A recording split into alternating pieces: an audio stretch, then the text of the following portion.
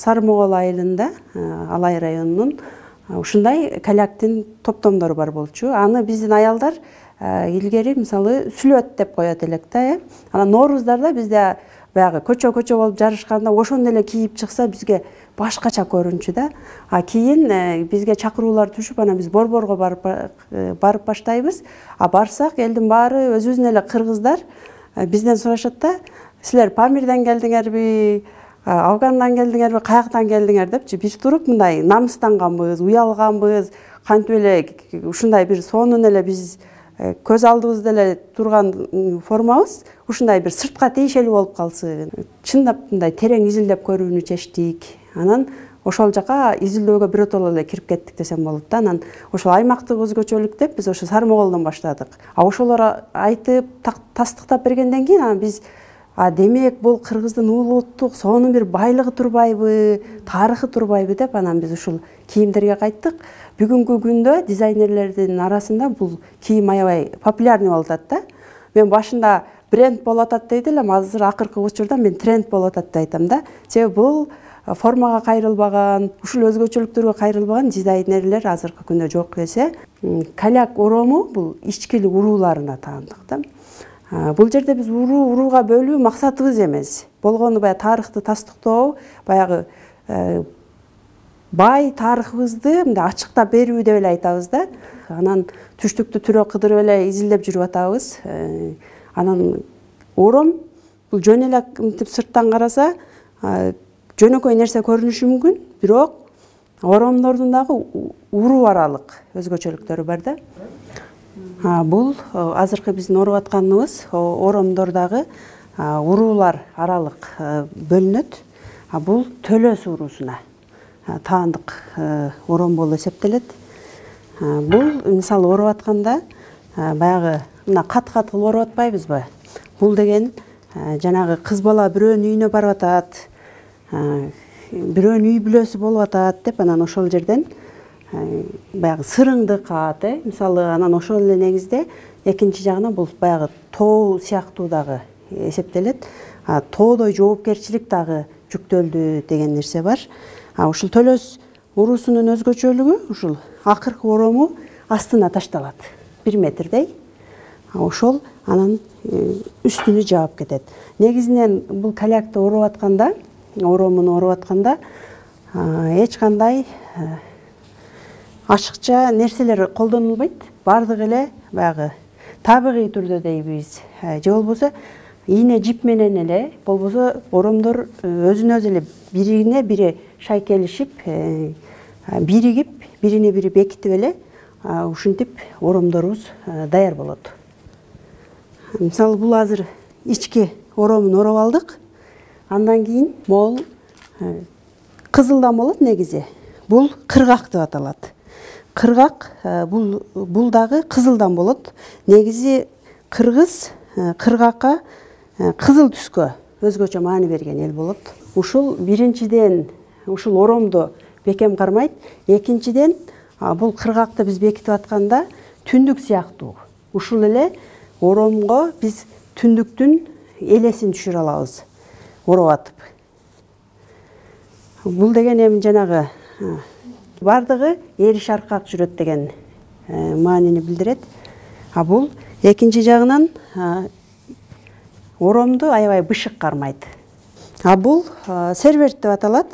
Бул маңдайыны кооздоо үчүн апаларыбыз саймалап, асем буюмдарын тагышып, бир жагынан аялдарга кооздук, экинчи жагынан бул баш кийимдин өзгөчө бир элементи болуп саналат. Акырындагысы бул жаба турганы ушул дүрүя жоолук. Бул деген бардык нерсеңди жасадык, эми баягы дүнүйөң бүтүн болсун деген дагы бир маанини билдирет да. Мисалы дүрүя жоолуктун дагы салынуу өзгөчөлүктөрү ар бир урууда ар башка.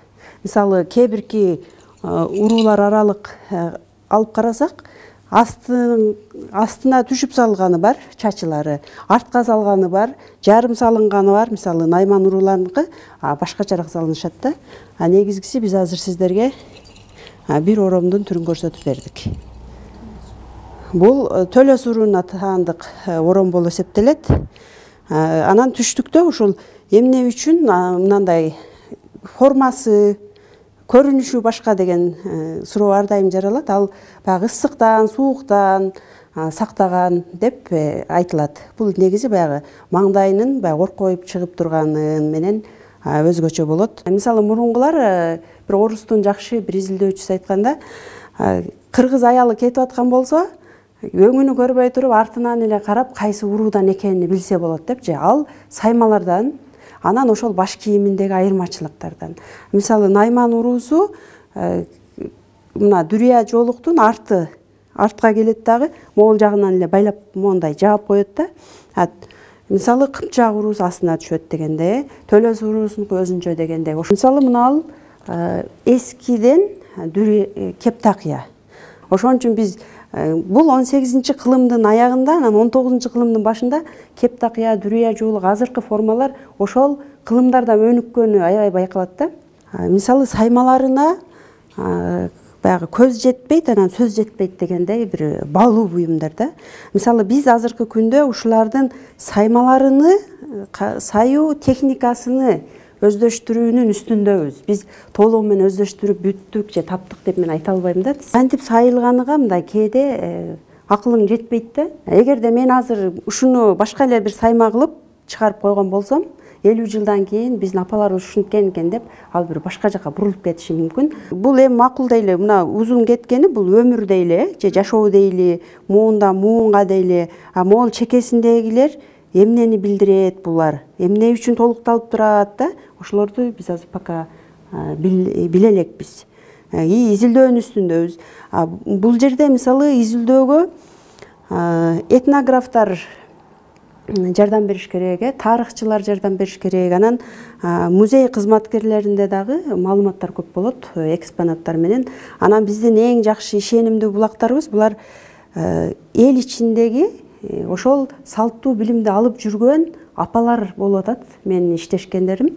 Ошол апалар карап туруп, ай, могул каркыра болчу, могул туруна курак болчу, могул болсо суу болчу, могул эмесе жашоо болчу, мына ак кара деп коет. Мисалы ак менен кара чогуу кетет жашоодо деп ушундай нерселерини апалар көбүрөөк ачыктап беришет да. Мисалы ушул сагактар дейбиз мына. Мисалы мен түштүктөн таба албадым десем болот да. Түштүктө бизде көбүнчө баягы зергерчилик менен алектенгендер бар. Алар улуту өзбек мырзаларга бардым. Анан аларга алып барып, именно ушундай силер сагактарды бизге жасап берсеңер деп көрсөтсөм, алар болсо кээде баягы биз айтып атабыз го, жанагы узорлорду биз изилдеп жете албай атабыз, маанисин билбей атабыз деп. Ушул маанисин жоготпостон ушул бойдон салып бергиле десем, алар биз бул оюмду сала албайбыз деп башкача эле бир окшош турган эле оюмдарды салып койгондо, анан кийин жок, мен силер менен иштеше албайм деп баш тартып, анан башка бир зергерлерге баруумдай көйгөйлөрү чыкты да. Кызыктуу окуяларга туш болосуң да, ушундайды кесип туруп, баласына баягы боортка дейбиз го, байлаган, ошондой кылып салышкан.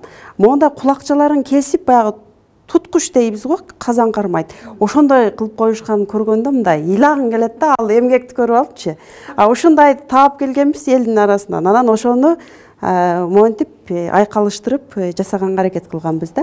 Мисалы биз мына каляктын жасалышыны, түпкү маңызын сактаганга аракет кылып атабыз.